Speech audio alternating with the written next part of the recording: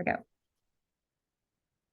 Hi, friends. It's Renee Roque from Women's Council of Realtors. And as you've heard me say, Women's Council is transformative. When you're here, you can't leave our organization the same way you came in. So I want you to meet my friend, Michelle Bailey, all the way from Florida. And I was honored enough to be in her group for Women's Council National Leadership. And I met her, and I just want you to know her too. So welcome, Michelle.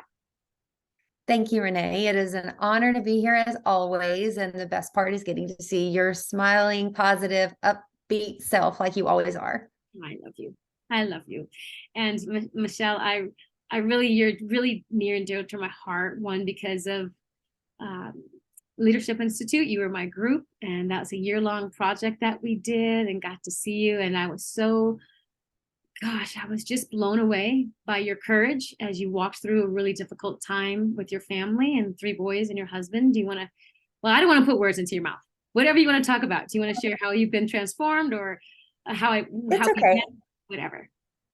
It's a lot, and I appreciate that. But it's okay. I've embraced it as part of my story. When Renee and I met, we were, as she mentioned, in the National Women's Council Leadership Institute, and which is just a fantastic program, by the way. And I think everybody should do it, but I'm biased.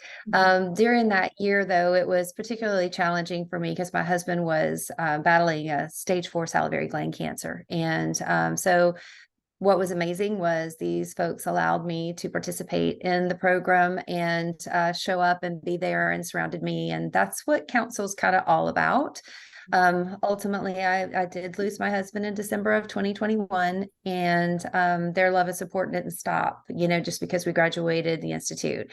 Renee in particular is the best about reaching out and sending me an emoji or just something, that reminds me that somebody else is thinking about me in this, transition that we've had of learning to be a solo parent and just everything that comes along with being a younger widow. So, but that's part of our teenage boys. Yeah. three boys. I have a 16, 17, and now 21-year-old as of last week. So yeah, just the mama part of that journey is a lot in and of itself. The widow part of the journey is a lot in and of itself. And it takes a village, right? Yes, ma'am. I remember we were in San Diego. We had come out to meet with exec, do our speeches, and you flew out, and we were sitting at the table there, and someone said, your husband, you had just come back from Texas or something, and your husband you went for some tests, and they go, what are you doing here? And would you mind, do you remember the moment? I don't. You're going to have to tell me. You said, being here is how I can go back home, because we were together when you received the call. Yes. That moment now? I do remember that. Yeah. But I asked a room full of I don't know, was it 300 or 3,000 people to pray with me? I said, because we did not get good news. And I think that's part of it. It was part of being there. So because people don't know all this story, my brother-in-law was with my husband at the hospital. We did not expect to get the news that we got. This was a follow-up appointment. We knew he had cancer, but this is the beginning of things starting to go a very different direction for our family. And I walked out of that call back into where we had to go up on stage in front of everybody. And they gave me the courage to get up there, and God took my voice and just ask everybody there to pray for me and our family. And I know they did. So instead of me being at home, there were people, thousands of people now, because it's that whole domino effect across the country, that were praying for my husband and my family, and lifted us up, not only, like I said, during that time, but for many months and still to this day.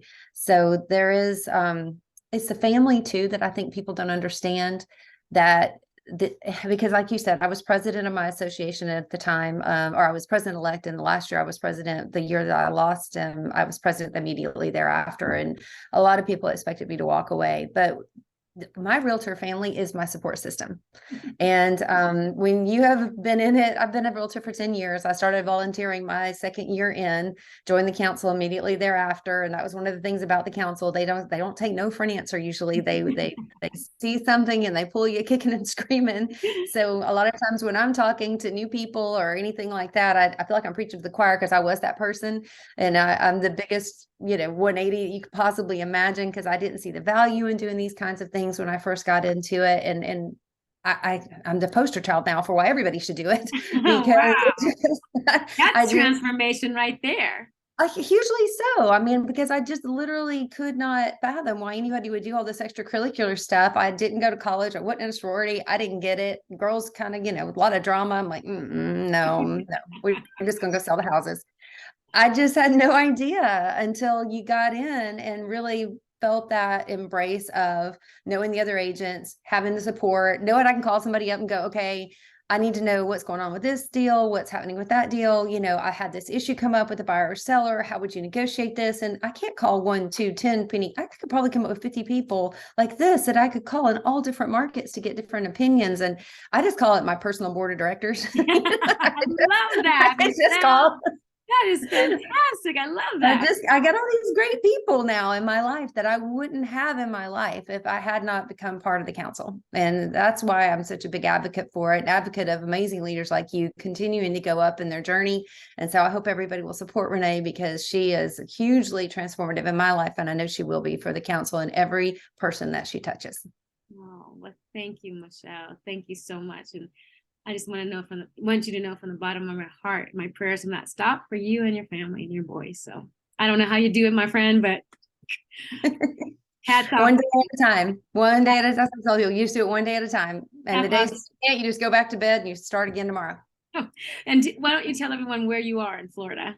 So I am in the panhandle of Florida. A lot of people think Florida and I think what I call the mouse and south. So Orlando and south, but I'm way up in the panhandle, the northwest corner of the state, right on the Gulf of Mexico, pretty much almost right under Alabama, if that kind of gives anybody an idea of where we are. We have sugar white sands and emerald waters, and it looks like Aruba, but right under Alabama. Wow, that's fantastic. So, because I know when we flew in the hurricane, when we came down to Orlando, I thought maybe I could see you, but it was hours away from Orlando. 6 hours. Yeah, that's it. Wow. That's where Florida Realtors is. Our state association is there, and I do a lot there. I go down there about every other month. 6 hours? And You drive 6 hours? 6 hours. It's 6 hours. Yeah, it's six Wow. hours. Wow.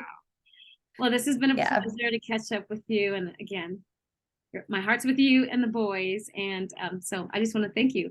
And it's been my pleasure. It's Renee Roque, and Michelle Bailey. bye-bye, you guys. Bye.